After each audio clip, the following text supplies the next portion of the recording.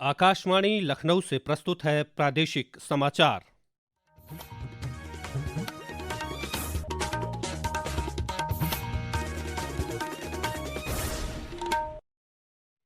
मुख्य समाचार। शक्तिपीठ देवीपाटन और विंध्यवासिनी देवी समेत प्रदेश भर के दुर्गा मंदिरों में महाअष्टमी पर उमड़े भक्त। मिशन शक्ति के तहत 5 लाख बालिकाओं का किया गया कन्या पूजन। राज्य में कल से शुरू होगी खरीफ विपणन वर्ष 2025-26 के तहत धान की खरीद। मुख्यमंत्री योगी आदित्यनाथ ने खरीद के 48 घंटे के भीतर भुगतान करने के दिए निर्देश। वृंदावन के श्री बांके बिहारी मंदिर में बढ़ी दर्शन की अवधि। आज से 3 घंटे अतिरिक्त खुलेगा मंदिर। और राजधानी लखनऊ समेत प्रदेश के कई हिस्सों में बारिश ने दी गर्मी से राहत। मौसम विभाग ने जताया अगले 24 घंटों में राज्य के अधिकांश हिस्सों में बारिश का अनुमान। नमस्कार, प्रदेश के समाचारों के साथ मैं राघवेंद्र त्रिपाठी। और अब समाचार विस्तार से। प्रदेश भर में आज नवरात्रि का महाअष्टमी पर्व मनाया जा रहा है। बलरामपुर के देवीपाटन मंदिर, जौनपुर के शीतला चौकिया धाम और वाराणसी में अन्नपूर्णा माता मंदिर में भी अष्टमी पर विशेष पूजा अर्चना की जा रही है। मिर्जापुर के मां विंध्यवासिनी देवी मंदिर में सुबह से ही मां के महागौरी स्वरूप के दर्शन के लिए भक्तों की भीड़ उमड़ रही है। पेश है एक रिपोर्ट। प्रसिद्ध शक्तिपीठ विंध्याचल में शारदीय नवरात्र की महाअष्टमी तिथि पर आज मां विंध्यवासिनी देवी के दिव्य स्वरूप के दर्शन को श्रद्धालुओं का हुजूम उमड़ रहा है। विंध्य धाम पहुंचे भक्तों और साधकों द्वारा विधि विधान के साथ वैदिक मंत्रोच्चार के बीच हवन पूजन और अनुष्ठान किए जा रहे हैं। मां गंगा में आस्था की डुबकी लगाने के बाद मंदिर पहुंचे भक्त भक्ति भाव से मां भगवती की चौखट पर मत्था टेक कर मंगल कामना कर रहे हैं। साथ ही हवन कुंड और मंदिर के शिखर की परिक्रमा कर अपनी श्रद्धा अर्पित कर रहे हैं। भक्तों की भारी भीड़ के मद्देनजर सुरक्षा के व्यापक प्रबंध किए गए हैं। एसएम सबा, आकाशवाणी समाचार, विंध्याचल, मिर्जापुर। मिशन शक्ति अभियान के 5वें चरण के तहत प्रदेश भर में कार्यक्रम आयोजित किए जा रहे हैं। प्रदेश सरकार की ओर से नवरात्रि की अष्टमी और नवमी तिथियों पर कन्या पूजन कार्यक्रमों का आयोजन किया जा रहा है। पेश है एक रिपोर्ट। मिशन शक्ति के तहत आज प्रदेश में 5 लाख से अधिक कन्याओं का पूजन किया गया। साथ ही 1500 से अधिक बालिकाओं को मुख्यमंत्री कन्या सुमंगला योजना से भी जोड़ा गया। इन आयोजनों में सांस्कृतिक प्रस्तुतियों, लोकगीतों और संवाद सत्रों के जरिए बालिकाओं को शिक्षा, पोषण, स्वास्थ्य और आत्मनिर्भरता के लिए प्रेरित किया गया। इस अभियान के तहत सभी विधानसभाओं में विधायक खेल स्पर्धा का भी आयोजन किया जा रहा है, जिसमें लगभग 1.5 लाख महिला खिलाड़ी प्रतिभाग करेंगी। आकाशवाणी समाचार कक्ष से तनवीर फातिमा। नवरात्रि के मौके पर प्रयागराज में भव्य और आकर्षक दुर्गा पूजा पंडाल श्रद्धालुओं के आकर्षण का केंद्र बने हुए हैं। शहर के विभिन्न इलाकों में बने पंडाल देश के अलग अलग हिस्सों की सांस्कृतिक विरासत से परिचित करा रहे हैं। दुर्गा पूजा पंडाल प्रबंधक नवीन चतुर्वेदी ने बताया कि उनके पंडाल में इस बार मां गंगा की मिट्टी से बनी इको फ्रेंडली मूर्तियां स्थापित की गई हैं, जो पर्यावरण संरक्षण का संदेश दे रही हैं। मूर्तियां पूरी तरीके से इको फ्रेंडली हैं, मिट्टी की बनी हुई हैं, प्लास्टर ऑफ पेरिस का कतई इस्तेमाल नहीं किया गया है और जो कलर्स भी हैं वो भी सिंथेटिक नहीं है। खासतौर से स्पेशल कहा गया था मूर्तिकार को जो थे, उन्होंने बोला कि जब मूर्ति जाएगी तो किसी भी प्रकार का प्रदूषण इससे नहीं होगा। खरीफ विपणन वर्ष 2025-26 के अंतर्गत प्रदेश में धान और श्री अन्न की खरीद प्रक्रिया कल से शुरू हो जाएगी।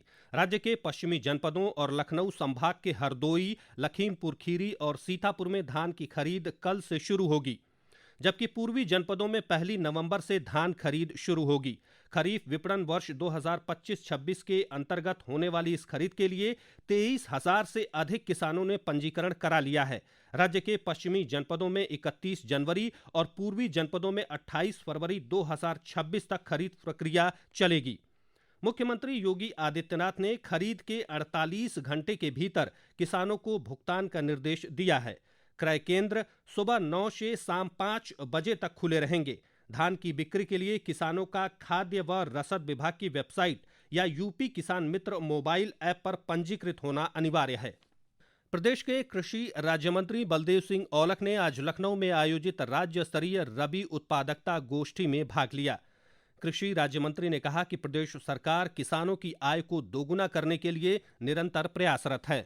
उत्पादन की जहां तक मैं आपको बताऊं, 2017 से पहले क्या उत्पादन था, आज 2017 से और 2025 तक हमने जस्ट उत्पादन को दुगना करने का काम किया है। तो उत्पादन को समय पर हम किसानों को खाद देने का काम करते हैं, हम किसानों को अच्छे बीज देने का काम करते हैं और अच्छी उनको मार्केटिंग भी देने का काम करते हैं, इसलिए कि किसान को किसी दिक्कत ना आए। ये समाचार आप आकाशवाणी लखनऊ से सुन रहे हैं। ताज़ा समाचार जानने के लिए आप हमारी वेबसाइट newsonair.gov.in पर लॉगिन कर सकते हैं। इसके साथ ही आप प्रादेशिक समाचारों का ये बुलेटिन हमारे YouTube channel news on AIR Lucknow पर भी सुन सकते हैं। कल से ट्रेन टिकट की बुकिंग के नए नियम लागू हो जाएंगे। नए नियम के मुताबिक रिजर्वेशन खुलने पर पहले 15 मिनट में केवल वही लोग ऑनलाइन टिकट बुक कर सकेंगे जिनका आधार वेरिफिकेशन हो चुका है। अगली पीढ़ी के जीएसटी सुधार भारत की अप्रत्यक्ष कर प्रणाली को सरल बनाने की दिशा में एक महत्वपूर्ण कदम है। ये सुधार विभिन्न वस्तुओं और सेवाओं पर कर की दर कम करके नागरिकों को पर्याप्त लाभ प्रदान कर रहे हैं। पेश है एक रिपोर्ट। नए जीएसटी सुधारों के अंतर्गत सरकार ने सीमेंट, मार्बल और ग्रेनाइट जैसे निर्माण से जुड़ी चीजों पर टैक्स को घटाकर आम आदमी को बड़ी राहत दी है। नए कर ढांचे के अंतर्गत सरकार ने मार्बल और ग्रेनाइट पर कर की दरों को 12% से घटाकर 5% कर दिया है। इसी प्रकार सीमेंट पर भी जीएसटी को 28% से घटाकर 18% कर दिया गया है। वहीं सरकार ने ईंटों के निर्माण के लिए जॉब वर्क पर कर को घटाकर 5% कर दिया है, जो पहले 12% हुआ करता था। जीएसटी 2.0 के तहत इस युक्तिकरण से उपभोक्ताओं और निर्माताओं को राहत मिलने के साथ ही आवास उद्योग को भी बढ़ावा मिला है। रोहन के साथ सौम्या शरण, आकाशवाणी समाचार, दिल्ली। प्रधानमंत्री नरेंद्र मोदी के नेतृत्व में सरकार सेवा और सुशासन के मंत्र के आधार पर परिवर्तन और प्रगति के लिए अथक प्रयास कर रही है। इस विशेष श्रृंखला सेवा पर्व में आज हम आपको बता रहे हैं कि कैसे मोदी सरकार शिक्षा क्षेत्र में सुधारों के माध्यम से देश के युवाओं को सशक्त बना रही है। निपुण भारत मिशन, पीएम श्री योजना, राष्ट्रीय पाठ्यचर्या रूपरेखा और राष्ट्रीय ऋण रूपरेखा जैसी पहल शिक्षा के लचीलेपन, बहुविषयकता और अंतर्राष्ट्रीयकरण को बढ़ावा देती है। इस वर्ष 29 अप्रैल को नई दिल्ली में युगम सम्मेलन में प्रधानमंत्री नरेंद्र मोदी ने इस बात पर प्रकाश डाला कि सरकार ने 21वीं सदी की जरूरतों को पूरा करने के लिए देश की शिक्षा प्रणाली का आधुनिकीकरण कर रही है। देश में नई नेशनल एजुकेशन पॉलिसी लाई गई है। इसे शिक्षा के ग्लोबल स्टैंडर्ड्स को ध्यान में रखकर तैयार किया गया है। नई एजुकेशन पॉलिसी आने के बाद हम भारतीय एजुकेशन सिस्टम में बड़ा बदलाव भी देख रहे हैं। इन प्रयासों से भारत अपनी युवा आबादी को एक मजबूत और विकसित राष्ट्र की प्रेरक शक्ति में बदल रहा है। वृंदावन के श्री बांके बिहारी मंदिर में आज से भक्तों के लिए दर्शन की अवधि को बढ़ा दिया गया है। नई समय सारणी के अनुसार अब श्रद्धालुओं को दर्शन के लिए 3 घंटे का अतिरिक्त समय मिल सकेगा। दरअसल श्री बांके बिहारी मंदिर में समय में बदलाव को लेकर कुछ सेवायतों ने कोर्ट का दरवाजा खटखटाया था, जिसके बाद सुप्रीम कोर्ट द्वारा गठित हाई पावर्ड कमेटी ने मंदिर में दर्शन का समय बढ़ाने के निर्देश दिए हैं। नए समय के अनुसार सुबह 7 बजे से 12:30 बजे तक और शाम को 4:15 बजे से 9:30 बजे तक मंदिर में दर्शन होंगे। वहीं सुबह की श्रृंगार आरती 7:10 पर, राजभोग आरती 12:25 पर और शयन आरती रात 9:25 पर होगी। डुमरियागंज सांसद जगदम्बिका पाल ने स्वस्थ नारी सशक्त परिवार अभियान के तहत आज सिद्धार्थनगर में आयोजित कार्यक्रम को संबोधित किया। उन्होंने कहा कि जिस समाज में नारी का सशक्तिकरण होता है वह समाज सबसे अधिक उन्नति करता है। प्रदेश के कई हिस्सों में आज हुई बारिश से लोगों को उमस भरी गर्मी से राहत मिली। राजधानी लखनऊ के साथ ही फर्रुखाबाद, मैनपुरी, श्रावस्ती और आसपास के जनपदों में हुई बारिश से तापमान में गिरावट आई है।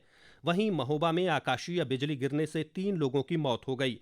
मौसम विभाग ने आगामी 24 घंटों के लिए प्रदेश के पूर्वी और पश्चिमी हिस्सों में तेज हवाओं के साथ वर्षा का येलो अलर्ट जारी किया है। और अंत में मुख्य समाचार एक बार फिर। शक्तिपीठ देवीपाटन और विंध्यवासिनी देवी समेत प्रदेश भर के दुर्गा मंदिरों में महाअष्टमी पर उमड़े भक्त। मिशन शक्ति के तहत 5 लाख बालिकाओं का किया गया कन्या पूजन। राज्य में कल से शुरू होगी खरीफ विपणन वर्ष 2025-26 के तहत धान की खरीद। मुख्यमंत्री योगी आदित्यनाथ ने खरीद के 48 घंटे के भीतर भुगतान करने के दिए निर्देश। वृंदावन के श्री बांके बिहारी मंदिर में बढ़ी दर्शन की अवधि, आज से 3 घंटे अतिरिक्त खुलेगा मंदिर। और राजधानी लखनऊ समेत प्रदेश के कई हिस्सों में बारिश ने दी गर्मी से राहत। मौसम विभाग ने जताया अगले 24 घंटों में राज्य के अधिकांश हिस्सों में बारिश का अनुमान। इसी के साथ प्रादेशिक समाचारों का ये बुलेटिन समाप्त हुआ। अगला बुलेटिन रात 8 बजे FM पर प्रसारित किया जाएगा। नमस्कार।